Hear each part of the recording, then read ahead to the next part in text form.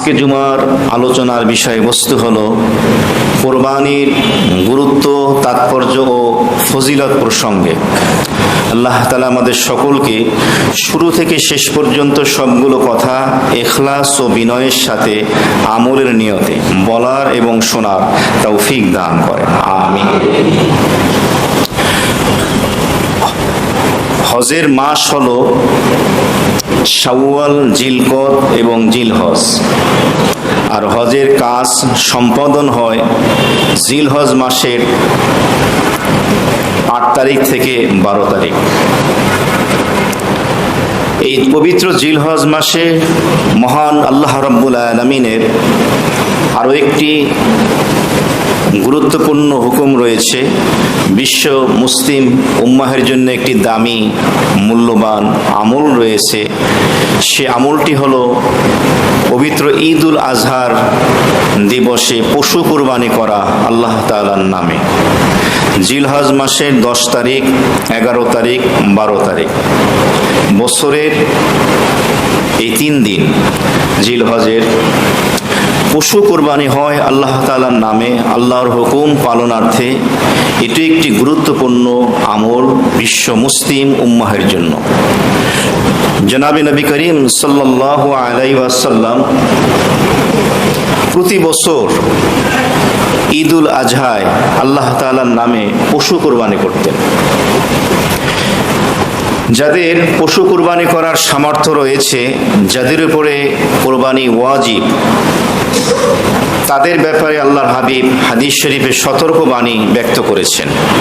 সুনান ইবনে মাজার হাদিস, নবী করিম সাল্লাল্লাহু আলাইহি ওয়াসাল্লাম ইরশাদ ফরমান, মান কানা লাহু সাআতুন ওয়া লাম ইউযহি ফালা ইয়াকরুবান্না মুসাল্লানা আও কামা ক্বালা সাল্লাল্লাহু আলাইহি ওয়াসাল্লাম। আল্লাহর হাবিব ইরশাদ ফরমান, যে ব্যক্তি কুরবানি করার সামর্থ্য রয়েছে, নিসাবের মালিক হয়েছে, নিসাব প্রসঙ্গে বিস্তারিত সামনে আসছি, তো যেই ব্যক্তি কুরবানির সামর্থ্য আছে, ওয়ালাম ইউযহি, এরপরও সে কুরবানি করলো না, আল্লাহর হাবিব বলেন ফালা ইয়াকরুবান্না মুসাল্লানা, ওই লোকটা যেন ঈদুল আজহার দিন ঈদগাহের নিকটবর্তীও না হয়। ঈদের নামাজ তো পড়বে দূরের কথা, ঈদগাহের ধারে কাছে আসতেও নিষেধ করা হয়েছে। অথচ আমাদের সমাজ এরকম অনেক মানুষ আমরা রয়েছি, কুরবানি ওয়াজিব হয়ে যায়, এরপরও কৃপণতা করে টাকার ভয়ে মাত্র 20, 25, 30 হাজার টাকা হলেই একটি নাম দেওয়া যায়, একটি কুরবানি দেওয়া যায়। এই টাকা থেকে বাঁচার জন্য এই ওয়াজিব কুরবানি আদায় করে না। কোরবানি শরীয়তের বিধান, এটি হলো ওয়াজিব, কারো মতে সুন্নাহ, বাকি এটি ইসলামী শরীয়তের একটি অঙ্গ। এই আকীদা এবং এই বিশ্বাস প্রত্যেক মুসলমানের জন্য রাখা অপরিহার্য।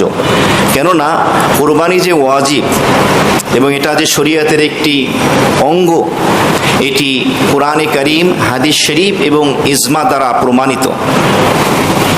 কোরবানি শব্দটির মূল ধাতু হলো কিরবানুন। এই কিরবানুন শব্দের অর্থ হলো কোনো বস্তু আল্লাহ তাআলার নামে উৎসর্গ করা, তার নৈকট্য অর্জন করার জন্য।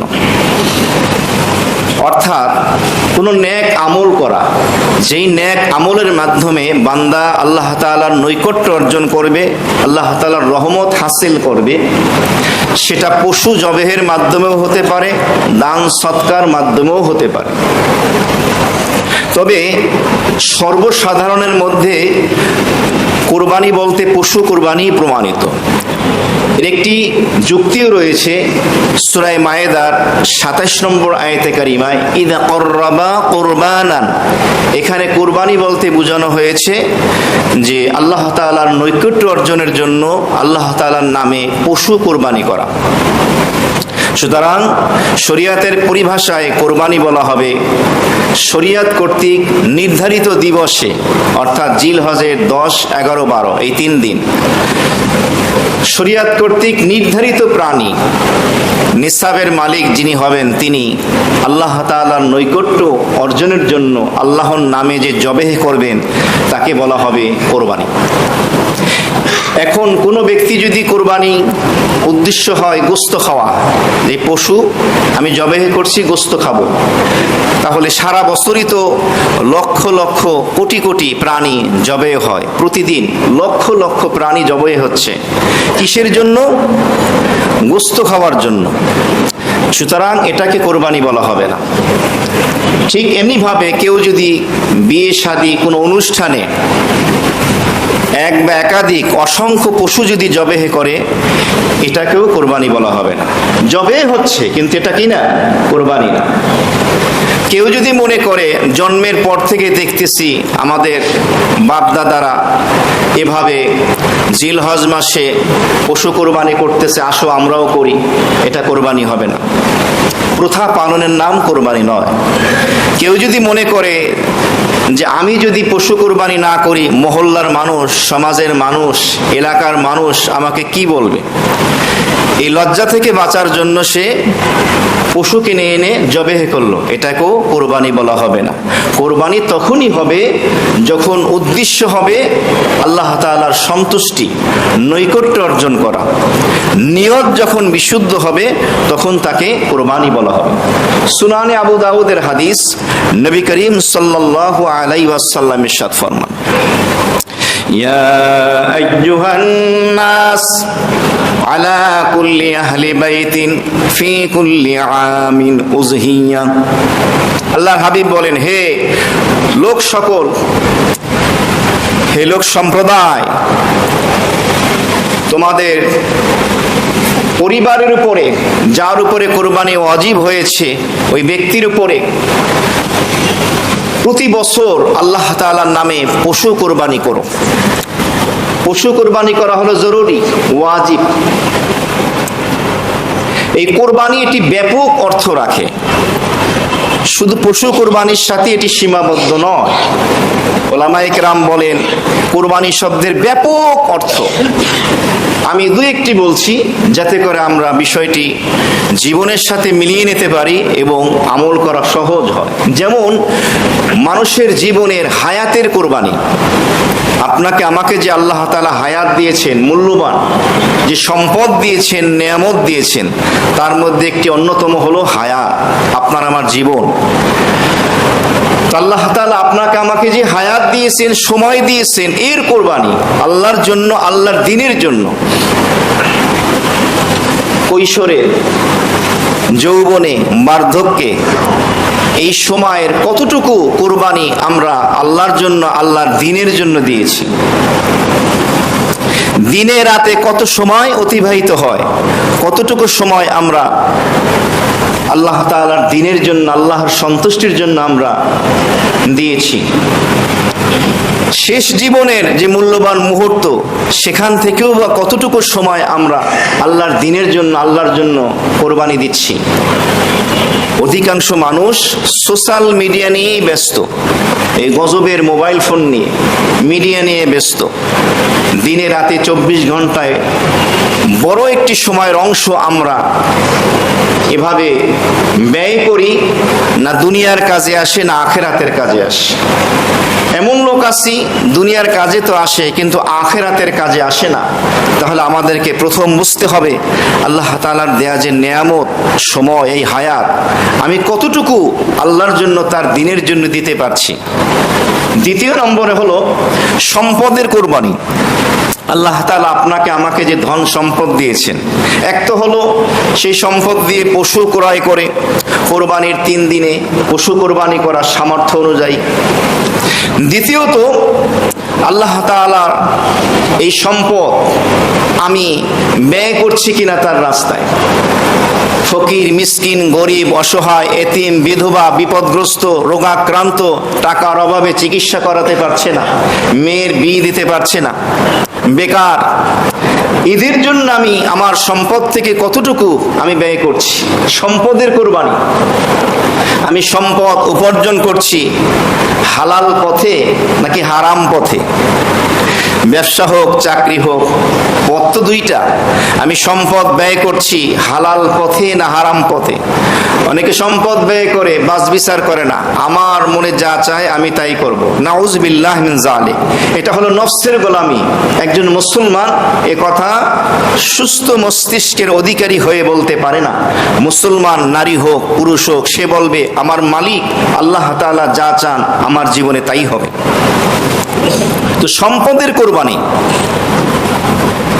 তৃতীয় নম্বরে হলো আপনার আমার মেধার কোরবানি। আল্লাহ তাআলা আপনাকে আমাকে যে মেধা শক্তি দিয়েছেন, বুঝ শক্তি দিয়েছেন, ভালো মন্দ বিবেচনা করার ক্ষমতা দিয়েছেন, আপনি আমি কতটুকু এর সদ্ব্যবহার করছি?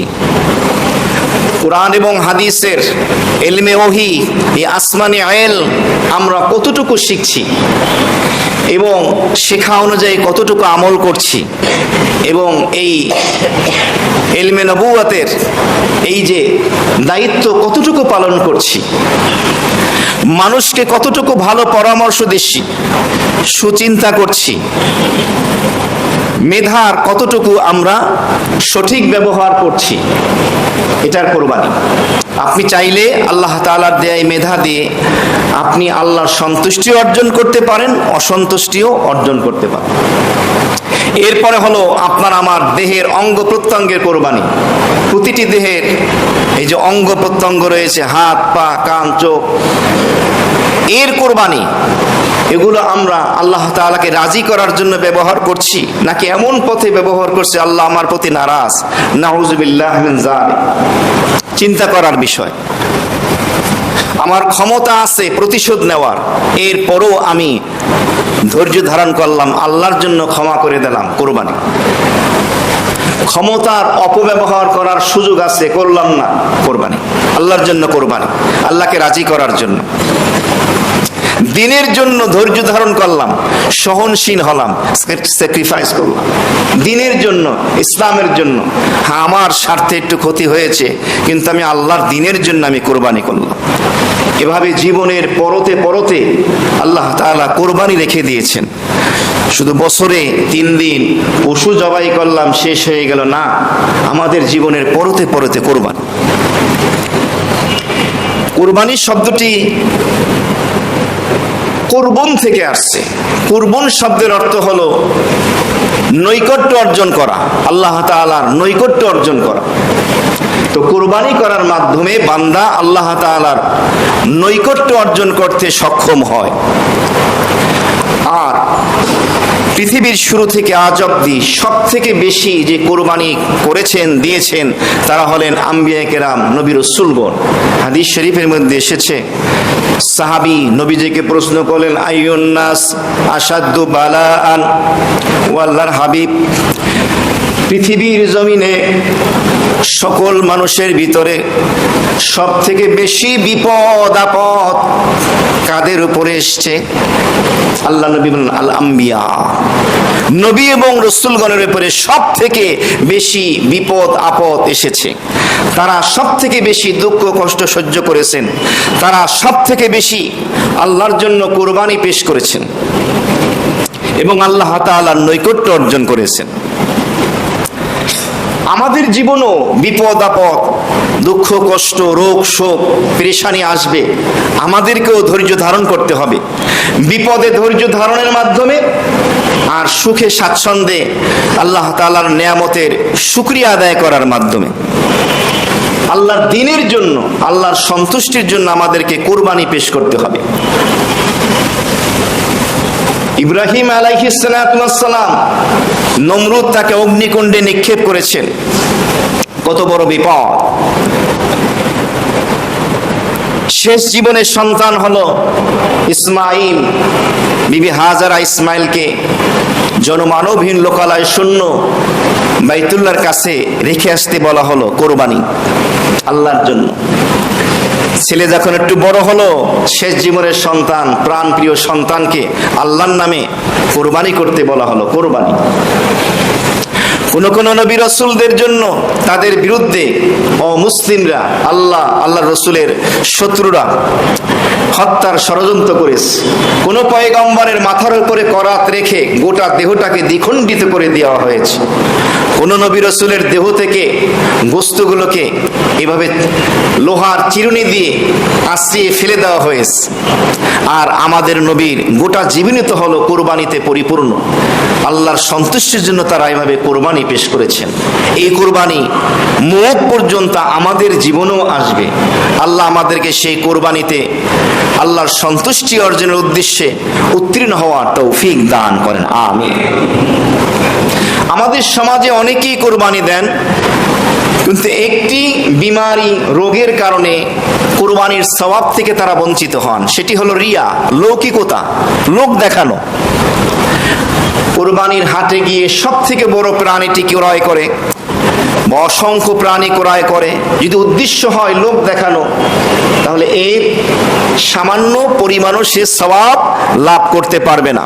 উদ্দেশ্য হবে রেজায়ে মাওলা, একমাত্র আল্লাহ তাআলার সন্তুষ্টি। আর কারো লোক দেখানো উদ্দেশ্য হতে পারবে না। তবে যার যতটুকু সামর্থ্য আছে তার ততটুকু দেওয়া উচিত। আপনার যদি একাধিক প্রাণী কোরবানি করার সামর্থ্য আল্লাহ দেন, আপনার একাধিক দেওয়া উচিত। যার একটি তার একটি, যার এক নাম সে এক নাম দেবে, যার সবল সুস্থ সবল মোটা তাজা প্রাণী ক্রয় করার সামর্থ্য আছে সে তেমনটা করবে, যার এতটা নেই তার সামর্থ্য অনুযায়ী ততটুকু করবে। কিন্তু উদ্দেশ্য আল্লাহ তাআলা সন্তুষ্টি।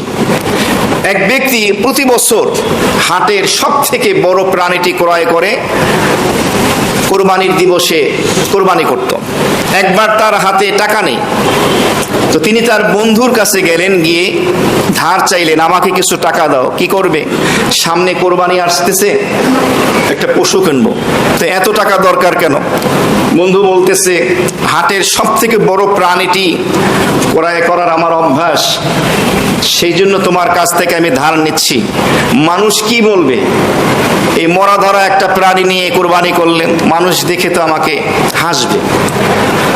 তখন ওই বন্ধু বলল, আচ্ছা টাকা ধার দেওয়ার দরকার নাই, একটা কাজ করো, টাকাটা তোমারই আমি এমনি দিয়ে দিই, তোমাকে আর পরিশোধ করতে হবে না, তবে শর্ত আছে। বললো, কি শর্ত?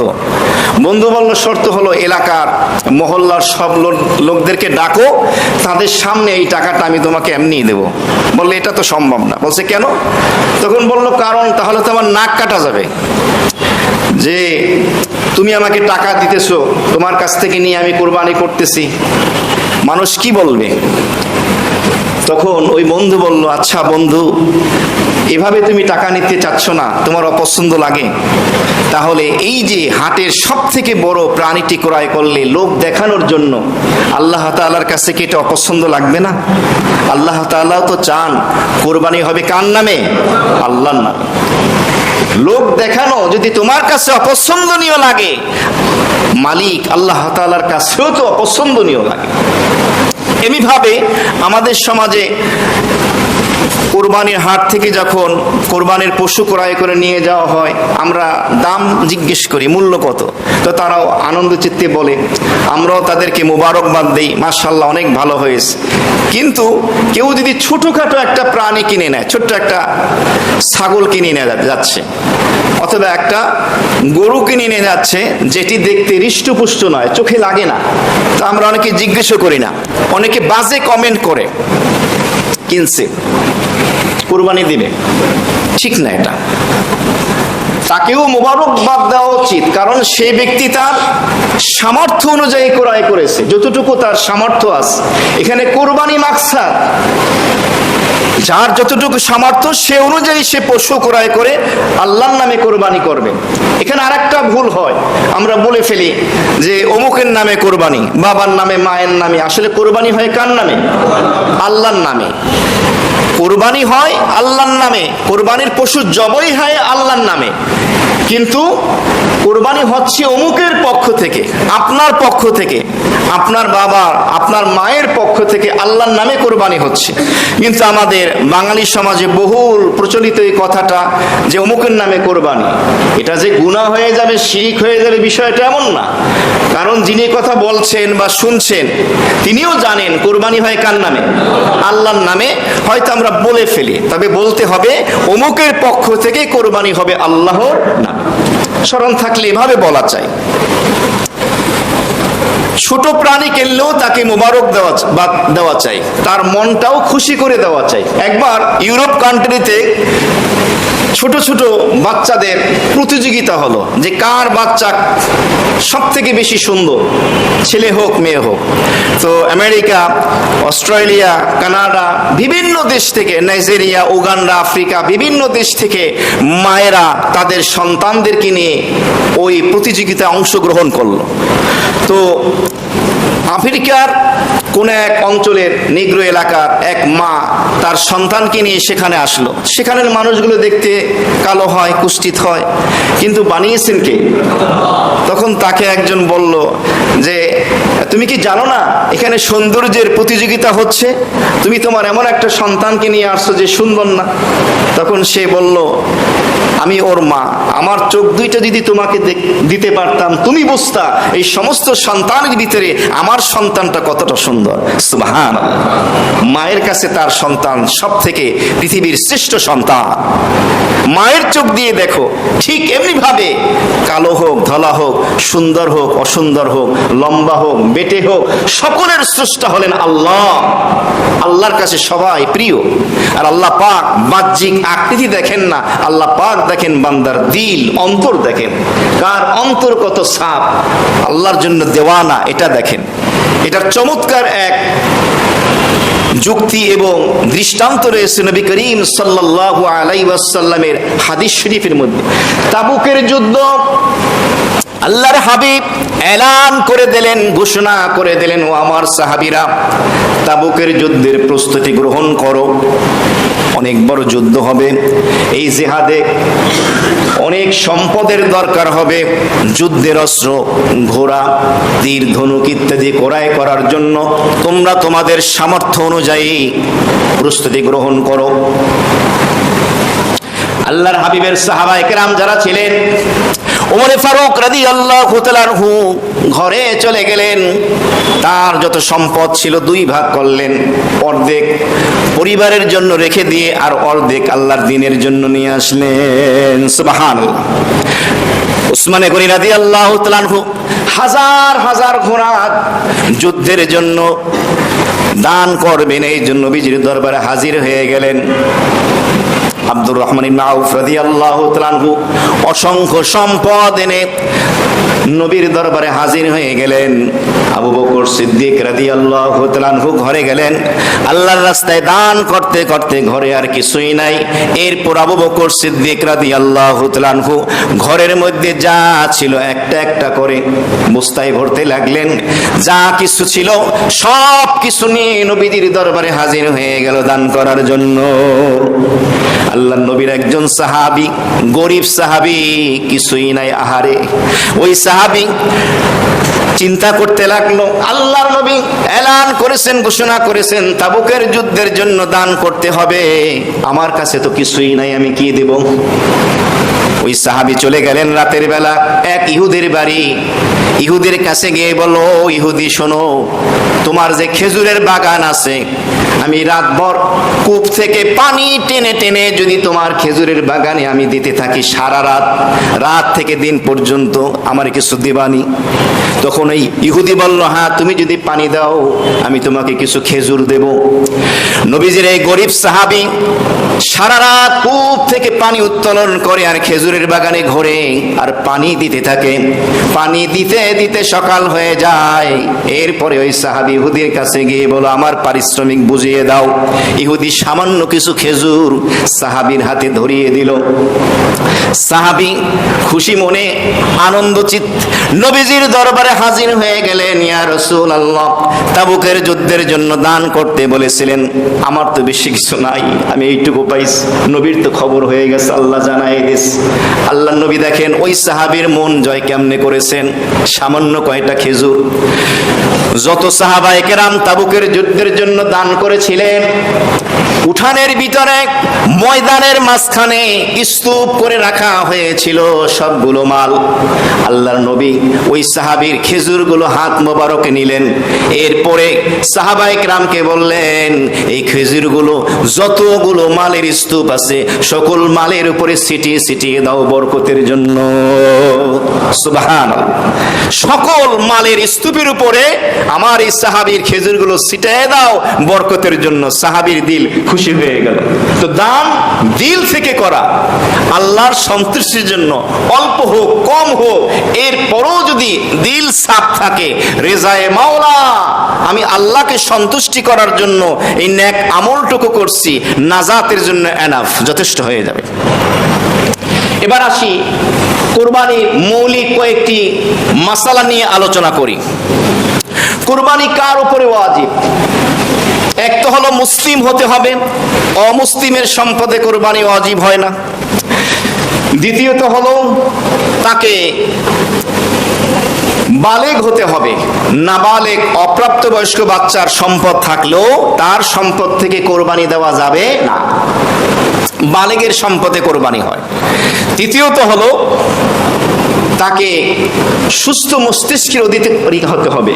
যদি সে পাগল হয় তাহলে পাগলের যদি সম্পদ থাকে তার কোরবানি দিতে হবে না তার সম্পদ থেকে। চতুর্থ হলো তাকে মুকিম হতে হবে। সে যদি মুসাফির হয়, 3 মঞ্জিল 48 মাইল 77 সামান্য বা তার থেকে বেশি দূরত্বের সফরে কেউ যদি বের হয়, শরীয়তের পরিভাষায় তাকে মুসাফির বলা হয়। আর মুসাফিরের উপরে কি নাই? কোরবানি ওয়াজিব না। কোরবানি দিলে আদায় হবে, ওয়াজিব না। এখন আবার এই কোরবানি থেকে বাঁচার জন্য ওই 3 দিন সফরে থাকেন না। আছে দুষ্ট মানুষ, ফাঁক ফোকর খোঁজে। হ্যাঁ, যদি আপনি কোনো কারণে সফরে চলে যান, কোরবানি দিতে হবে না। এরপরে হলো নিসাবের মালিক হতে হবে। নিসাব কি? নিসাব হলো জিলহজ মাসের 10 তারিখ সুবহে সাদেক থেকে ফজরের ওয়াক্ত যখন হয়, এই সময় থেকে নিয়ে 12 তারিখ সূর্য ডোবা, কয়দিন হলো? 3 দিন। এই 3 দিন যদি কোনো ব্যক্তি 7.5 ভরি বা 7.5 তোলা স্বর্ণ অথবা 52 ভরি বা তোলা রূপার মালিক যদি সে হয়, তার মৌলিক প্রয়োজন বাদ দিয়ে, মৌলিক প্রয়োজন যেমন তার পোশাক আশাক, জামা কাপড়, তার খাদ্যদ্রব্য, তার থাকার ঘর, তার ঘরের আসবাবপত্র, গৃহস্থালী যত জিনিস থাকে, তার ব্যবহারের গাড়ি, মোবাইল ফোন, ল্যাপটপ, তার উপার্জনের মাধ্যম যেগুলো আছে, মৌলিক প্রয়োজন বাদ দিয়ে যদি 7.5 ভরি স্বর্ণ অথবা 52 ভরি রূপা বা সমপরিমাণ যদি সম্পদ এই 3 দিন তার মালিকানায় আসে, তবে তাকে কোরবানি দিতে হবে। জিলহজের 10 তারিখ ফজর থেকে 12 তারিখ সূর্য ডোবার আগ পর্যন্ত। যাকাতের নিসাবের মতোই কোরবানির নিসাব, তবে যাকাতের নিসাব সারা বছর থাকতে হয়, আর কোরবানির নিসাব বছরে কয়দিন?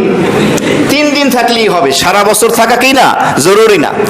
কারো কাছে 7.5 ভরি নেই, সামান্য স্বর্ণ আছে, সামান্য রূপা আছে বা ব্যবসার মাল আছে, সবগুলো মিলিয়েও যদি 52 ভরি রূপার যে দাম আছে 50-60 হাজার কম বেশি যেটা হয়, তাহলে তার উপরে কোরবানি কি হয়ে যাবে? ওয়াজিব হয়ে যাবে।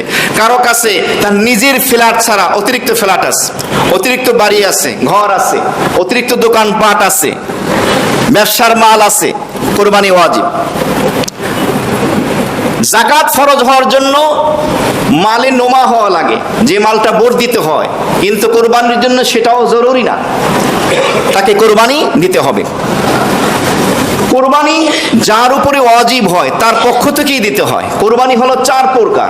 1 নম্বরে হলো ওয়াজিব কোরবানি, 2 নম্বরে নফল কোরবানি, 3 নম্বরে ওসিয়তের কোরবানি, 4 নম্বরে মান্যতের কোরবানি। 1 নম্বরে ওয়াজিব কোরবানি, যেই ব্যক্তি নিসাবের মালিক হয় তার উপরে কোরবানি দেওয়া হলো ওয়াজিব। 2 নম্বরে হলো নফল কোরবানি, নিসাবের মালিক হয়নি, এরপরও মন চাইলো সে একটা কোরবানি দিল, এটাও কোরবানি হবে, সওয়াব পাবে, তবে এটা নফল কোরবানি হবে। ওয়াজিব কোরবানি এবং এই নফল কোরবানির গোশত ধনী গরিব সবাই খেতে পারবে। আরেকটি হলো ওসিয়তের কোরবানি, মৃত্যুর আগে ওসিয়ত করে গেল আমার পক্ষ থেকে একটা কোরবানি দিও, অথবা কেউ বলল আমার অমুক কাজটা হলে আমি একটি কোরবানি করব, মান্যত করলো, যেমন আমার মেয়েটির বিয়ে হয়ে গেলে, আমার ছেলেটি চাকরি পেলে ইত্যাদি, আমি কোরবানি করব আল্লাহর নামে, এটা হলো মান্যতের কোরবানি। ওসিয়তের কোরবানি এবং মান্যতের কোরবানির গোশত কোরবানি দাতাও খেতে পারবে না, এমনি ভাবে যারা নিসাবের মালিক ধনী তারাও খেতে পারবে না। এই ওসিয়ত এবং মান্যতের কোরবানির গোশত পুরোটাই ফকির মিসকিনদের মাঝে দান করে সদকা করে দিতে হবে। এই কোরবানি ওয়াজিব নিজের পক্ষ থেকে, স্বামীর উপরে কোরবানি ওয়াজিব হয়েছে, স্ত্রীর উপরেও হয়তো হয়েছে, তাহলে স্ত্রীর কোরবানি স্বামীর উপরে ওয়াজিব না, স্বামীরটা নিজের উপরে ওয়াজিব। স্ত্রীর কোরবানি স্ত্রীর সম্পদ থেকে দেওয়া হবে, তবে যদি স্বামী দিতে চায় দিতে পারবে। ওয়াজিব কোরবানি একজন আর একজনেরটা দিতে পারেন অনুমতি নিয়ে বা দিয়ে। স্বামী বলল তোমার কোরবানি আমি দিয়ে দিচ্ছি, অথবা স্ত্রী বলল আমার কোরবানিটা দিয়ে দাও, বলতে হবে যে কোনো একজনকে। এরপরে যদি সে কোরবানি দেয় অন্যের ওয়াজিব কোরবানি আদায় হবে, তা না হলে আদায় হবে না। এমনি ভাবে কোনো স্ত্রী যদি মোহরের টাকা স্বামীর কাছ থেকে উসুল করে ফেলে, তার হাতে চলে আসে, বুঝে পায়, আর সেই টাকাও যদি নিসাব পরিমাণ হয় তাহলে তার উপরে কোরবানি ওয়াজিব হয়ে যাবে।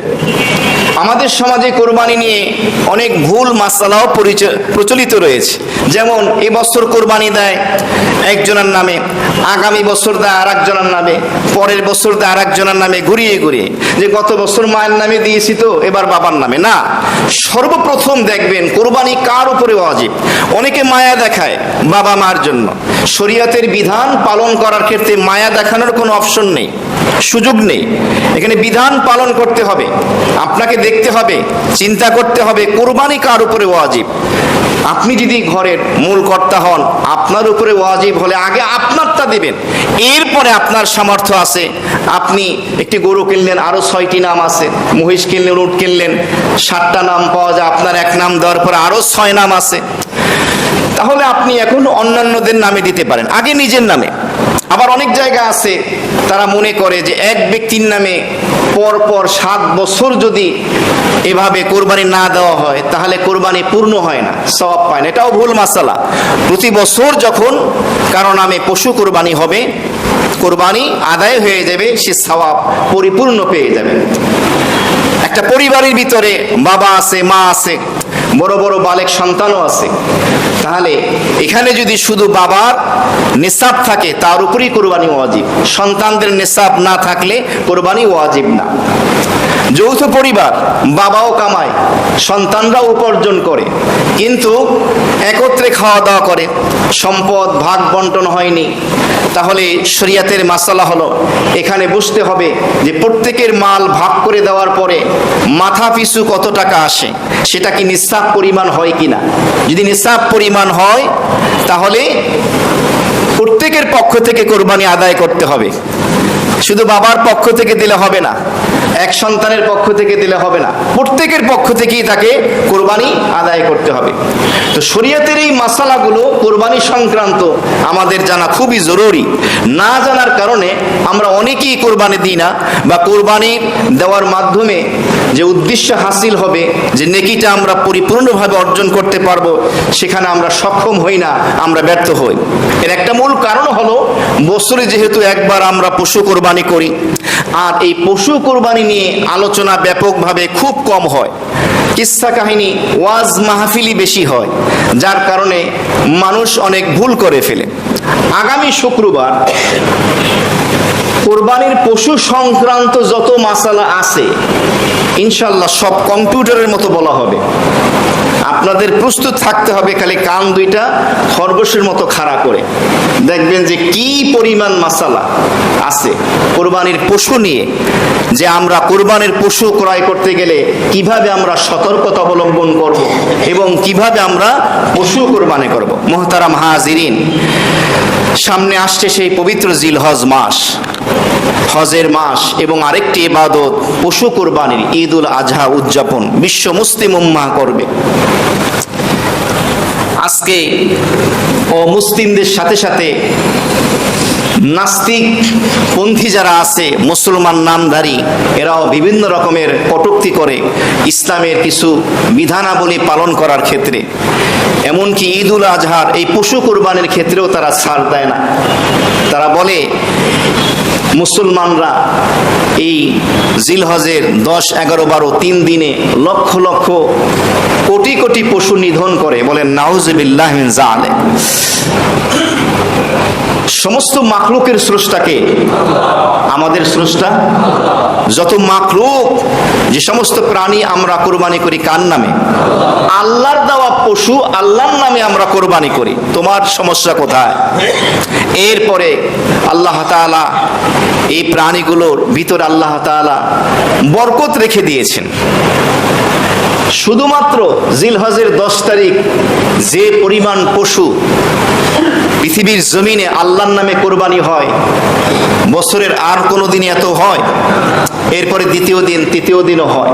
এছাড়াও সারা বছর প্রতিদিন অসংখ্য পশু কোরবানি হয় কিনা?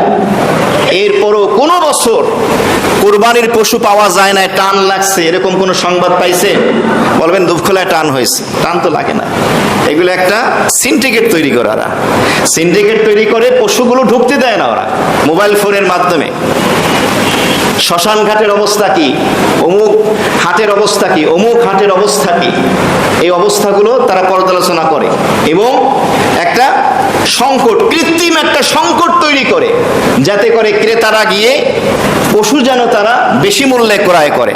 কারণ একটা নীতিমালা হলো, যেই জিনিস অতিরিক্ত পাওয়া যায় তখন তার দাম কি কমে যায়, যখন সেই মালটা বাজারে সংকট দেখা যায় তখন তার দামটা কি বেড়ে যায়। তো এরকম কিছু মুনাফেক মুসলিম নামধারী রয়েছে যারা মুনাফা হাসিলের জন্য মুসলমানদের এই ধর্মীয় উৎসব পালন করবে।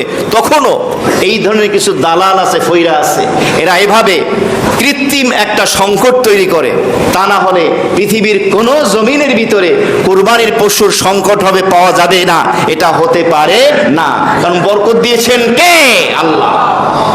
একটা গরু, একটা ছাগল সর্বোচ্চ 1টা 2টা হয়তো বাচ্চা দেয়, একটা কুকুর 7টা 8টা 10টা বাচ্চা দেয়। এরপরও কুকুরের সংখ্যা বেশি না গরু ছাগলের সংখ্যা বেশি? গরু ছাগলের। কারণ কুকুরের ভিতরে আল্লাহ বরকত দেন নাই, গরু ছাগল মহিষ উট দুম্বা এর ভিতরে বরকত দিয়েছেন আমার আল্লাহ। তুই কত খাবি খা, আল্লাহ তাআলা দিয়েছেন। সুতরাং অমুসলিম নাস্তিক নামদারি যারা আছে তাদের গালে চপেটাঘাত, তাদের গলায় জুতোর মালা, মুখে কালি মোচন ছাড়া আর কিছুই নেই। তুমি আসো, একটু চিন্তা করো, সুচিন্তিত মতামত তুমি পেশ করো। তোমাকে যে সুস্থ মস্তিষ্ক দিয়েছে একটু গবেষণা করে দেখো যে আল্লাহ পাক কিভাবে বরকত ঢেলে দিয়েছেন এই পশুগুলোর ভিতরে। সেই রহমতে পরিপূর্ণ ভরা সেই দিবস আসছে আগামী মাসে। আল্লাহ তাআলা আমাদের সকলকে সুস্থ থেকে সুস্থ সুন্দর পরিবেশে পশুর হাটে গিয়ে আল্লাহর সন্তুষ্টি অর্জনের জন্য পশু ক্রয় করে আল্লাহর নামে কোরবানি করার তৌফিক দান করেন। 4 রাকাত কবুল করেন।